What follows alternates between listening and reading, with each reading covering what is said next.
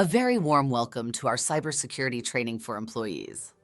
Did you know that a threat actor can gain access to your organization's network through you in 3 common ways? Let's delve into them. Lesson 5. Hello there. You might not know me, but I have the ability to learn about you if I choose to. I'm Chili, a reformed cybercriminal. My approach is straightforward.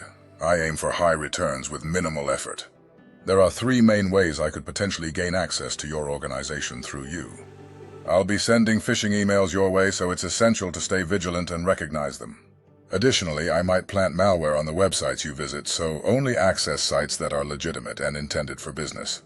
Lastly, I could exploit zero-day vulnerabilities in software, so keeping your systems up to date is crucial. So watch out. I'm constantly on the lookout for potential targets. Keep these 3 methods in mind that I might use to gain access to your organization through you, and stay alert.